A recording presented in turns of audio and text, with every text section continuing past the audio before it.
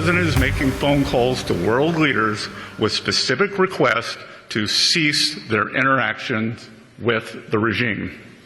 We are already seeing results.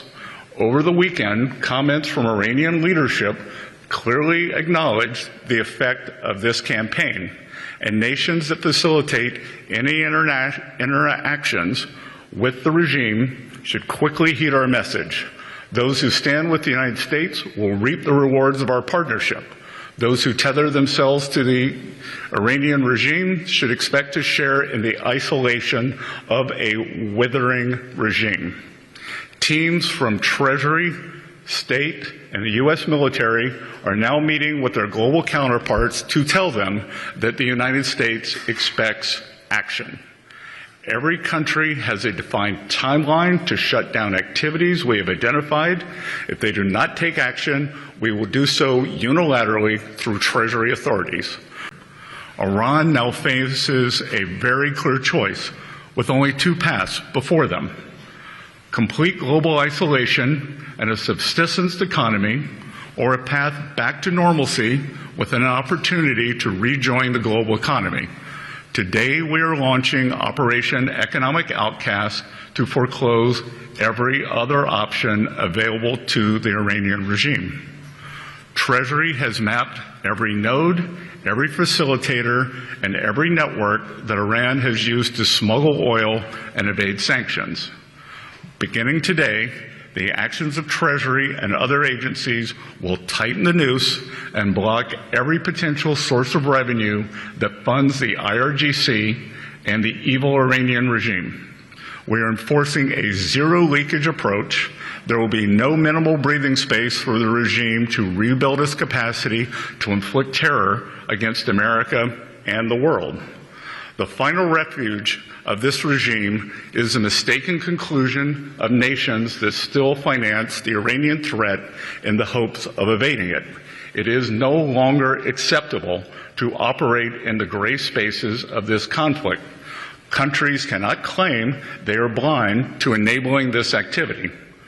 Iran's enablers purchase, transport its petroleum. They facilitate the flow of its finances through exchange houses and free trade zones. They welcome Iran's flights and maintain registries on its behalf. They turn a blind eye to seaborne fuel transfers and overland transits. They condone illicit use of their banks, all the while concealing the extent of their complicity. To make clear here today that no one is above the reach of U.S. sanctions. That if they facilitate transactions and are part of the ecosystem that turns Iranian oil into money, into repression, they will be targeted. We find that the best way to engage with countries is through quiet diplomacy, and we are level setting with every country to tell them our expectations.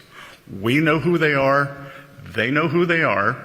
So when the hammer of U.S. Treasury actions falls upon them, they will have no one to blame but themselves. Every country, every entity should know that they should be prepared to face U.S. sanctions. And no one is above this. We are going to hold everyone accountable, and this is economic asphyxiation of this regime. And on the other side, with this regime, trying to buy appeasement will no longer work in the eyes of the United States of America. And I want to emphasize that we are spreading out across the world as we speak, that you will see a wave of sanctions when you leave this meeting today, and you should expect that cadence to continue. And I would expect that you will see a major announcement of a financial institution being sanctioned by the end of this week. I think he would like Canada to come to the table and negotiate in good faith. They were offered quite a good deal last week. They chose to reject it. Unfortunately, Prime Minister Carney Carney rose to power on an anti-American, anti-Trump platform. I believe he was more than 20 points behind, and he seems to have gone back to his old playbook. And I think one has to ask oneself, is he trying to benefit himself, the Liberal Party, or the Canadian people? Because they were offered a very good job.